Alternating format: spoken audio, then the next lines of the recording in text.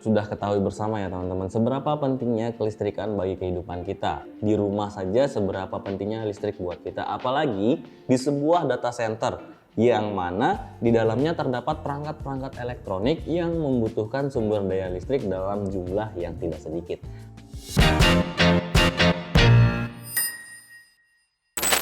Halo Networkers, kembali lagi dengan saya Guru. Pada kesempatan kali ini kita akan melanjutkan pembahasan kita mengenai sistem kelistrikan yang menjadi fondasi utama dalam data center Tier 3. Untuk Tier 3 data center, sistem kelistrikannya sudah harus memiliki cadangan yang baik. Artinya, secara rangkaian ataupun secara jalur, kita sudah harus menyiapkan dua buah jalur. Yang mana ketika terjadi maintenance di jalur satu, otomatis kita masih memiliki jalur yang kedua dan tidak akan mengganggu sistem kerja ataupun aktivitas-aktivitas yang ada pada data center. Nah, di sini kita akan mengupas satu persatu mulai dari utility PLN sampai ke bawah-bawahnya.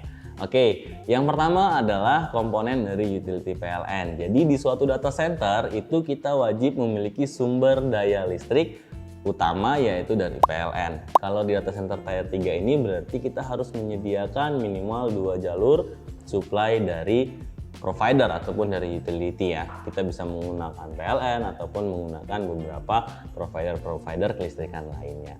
Kemudian setelah dari utility PLN ini kita membutuhkan komponen selanjutnya yaitu yang kita sebut sebagai kubikel. Apa sih panel kubikel ini? Panel kubikel ini adalah isinya tentang panel yang dapat menstabilkan tegangan yang didistribusikan oleh utility PLN sehingga dapat digunakan oleh panel-panel yang ada di data center. Nah, untuk panel kubikel ini memiliki beberapa part. Yang pertama adalah part incoming, kemudian ada part outgoing, dan juga ada part arrestor. Nah, incoming ini adalah part yang akan diambil ataupun supply dari PLN. Kemudian untuk outgoing ini akan diteruskan ke rangkaian listrik di dalam data center. Contohnya ke trafo ya teman-teman. Kemudian untuk arrestornya sendiri adalah sebagai protectionnya, jadi ketika terjadi fail di dalam sistem kelistrikannya maka dia ada pemutusnya. Yang selanjutnya setelah kita sudah ngebahas tentang kubikel, sekarang di bawahnya ada yang namanya trafo atau transformer.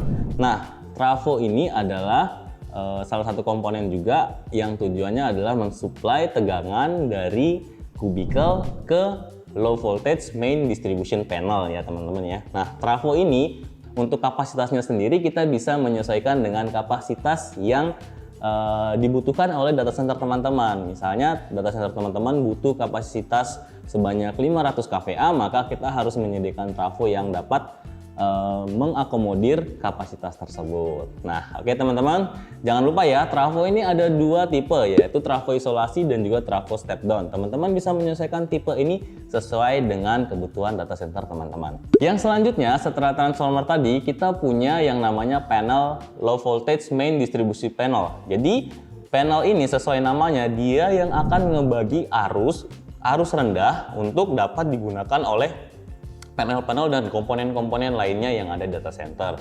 Di low voltage main distribution panel ini nanti kita juga akan mendapatkan di situ ada panel incomingnya juga dari trafo, kemudian ada panel outgoingnya ke subpanel yang ada di bawahnya. Oke. Setelah LVMDP kita juga punya panel-panel seperti SDP general, jadi panel-panel yang akan mendistribusikan listrik langsung ke komponen. Misalnya ada panel distribusi untuk PAC, panel distribusi untuk ruang servernya, ataupun panel distribusi untuk kelistrikan lampu penerangan terutama teman-teman ya. Jadi setelah tadi ada LVMDP, kemudian akan diteruskan ke panel yang menjadi panel distribusi di dalam gedung data center.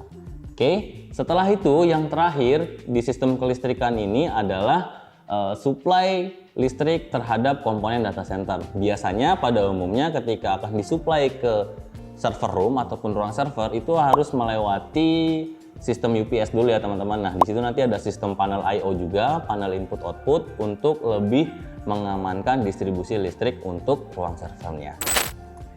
Nah teman-teman, bagi teman-teman yang masih memiliki pertanyaan terhadap sistem kelistrikan, silahkan tinggalkan komen di kolom komentar di bawah. Dan jangan lupa untuk like video ini serta share video ini.